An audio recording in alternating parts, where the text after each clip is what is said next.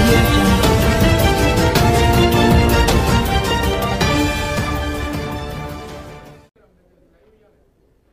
తెలంగాణ రాష్ట్రంలో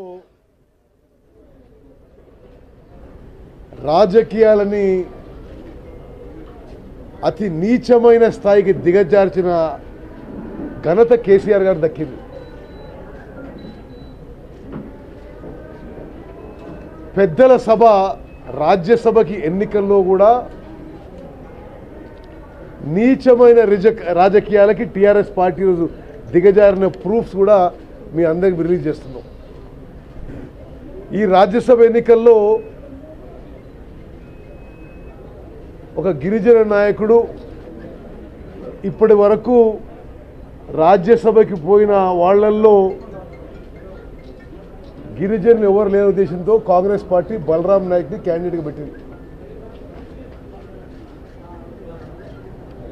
Congress party symbol మీద గెలిచిన ఎమ్మెల్యేలందరికీ కూడా 3 లైన్ విప్ ఇవ్వడం జారీ చేయడం జరిగింది.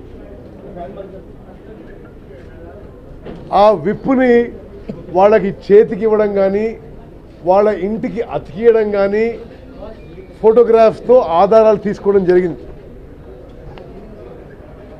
3 లైన్ విప్ జారీ చేసిన తర్వాత ఈరోజు రాజ్యసభ ఎన్నికలకి ఓటింగ్లో రాజ్యాంగం ప్రకారం ఓపెన్ ఓటింగ్ జరగాలి.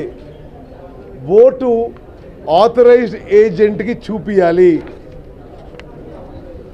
ఆథరైజ్డ్ ఏజెంట్ కాంగ్రెస్ పార్టీ తరఫు నుంచి బలరాం నాయక్ గారి తరఫు నుంచి రేగ కాంతారావు, మాజీ ఎమ్మెల్యే, ఆదివాసీ నాయకుడు.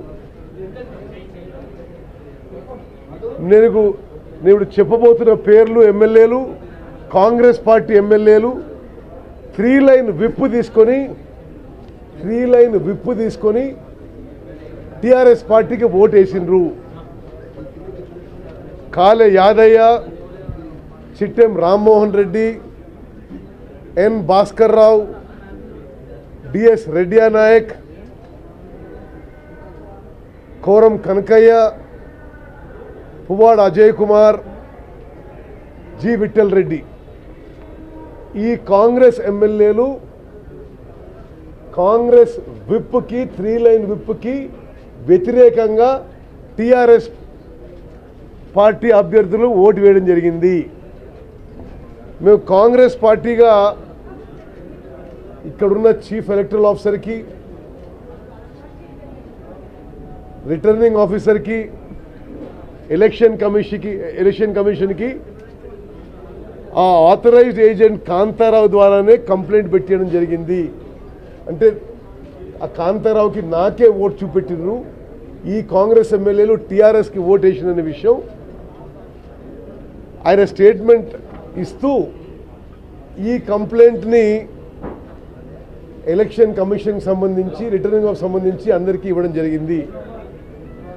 కాంగ్రెస్ పార్టీగా మేము డిమాండ్ చేస్తుంది ఏంటంటే, ఒకటి, ఈ ఓట్లని లెక్కింపులో తీసుకోవద్దు. స్పష్టంగా మేము ఈ డిమాండు ఎలక్షన్ కమిషన్కి, రిటర్నింగ్ ఆఫీసర్కి ఇవ్వడం జరిగింది. రెండో విషయం, గతంలో కొన్ని సుప్రీంకోర్టు తీర్పులు ఉన్నాయి. ఎవరైనా రాజ్యసభ అభ్యర్థులు ఇతర పార్టీల యాంటీ డిఫెక్షన్ లాకి వ్యతిరేకంగా, విప్పుకి వ్యతిరేకంగా ఓట్లు వేయించుకుని ఉంటే ఆ రాజ్యసభకి ఎన్నికైనా డిస్క్వాలిఫై అయిపోయారు. మేము ఇప్పుడే ఎలక్షన్ కమిషన్కి ఇంటిమేట్ చేసినాము. ఈ అభ్యర్థులకి ఈ కాంగ్రెస్ ఎమ్మెల్యేలు ఓటు వేసిండ్రు, ప్రలోభ పెట్టి ఓటు వేయించుకోవడం జరిగింది.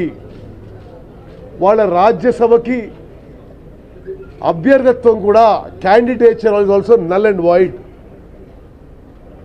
అనే విషయం మేము కంప్లైంట్ చేసినాము.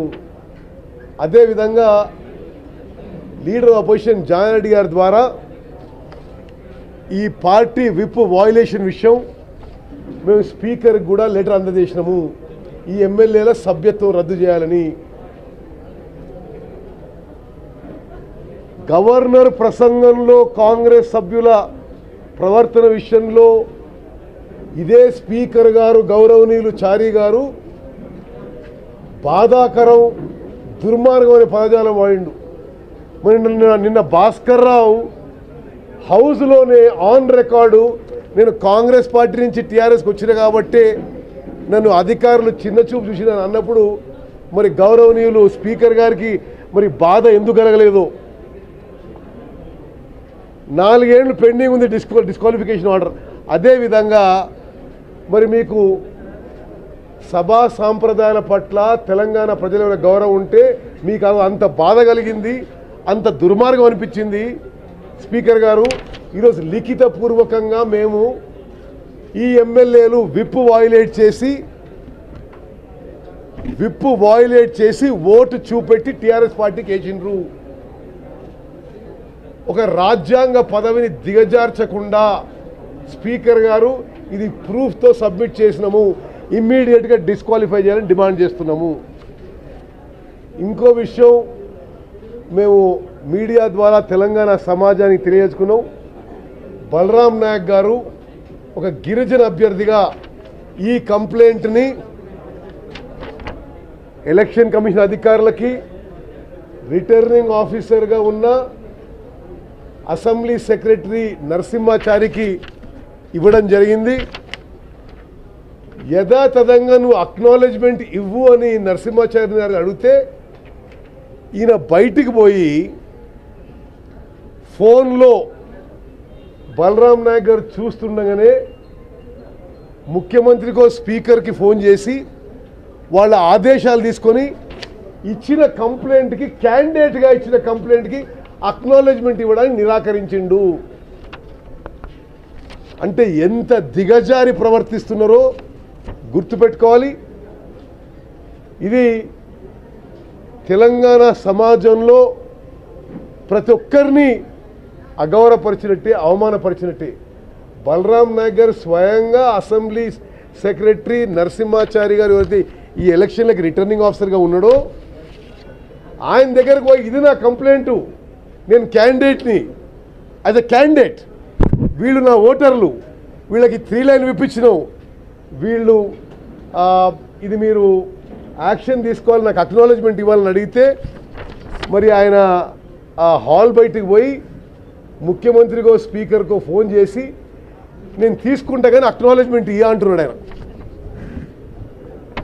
మరి ఏ స్థాయికి, ఎంత నీచమైన పరిస్థితికి తెలంగాణలో రాజకీయాలు దిగజార్చున్నాయో వీళ్ళ ఆధ్వర్యంలో అందరూ గమనించాలని కోరుతూ మా ముఖ్యమైన డిమాండ్లు కూడా మీ ద్వారా మరి ఢిల్లీలో ఉన్న సెంట్రల్ ఎలక్షన్ కమిషనర్ నుంచి ఇక్కడ అందరికీ తెలియజేసిన విషయం మనం చేస్తున్నాం.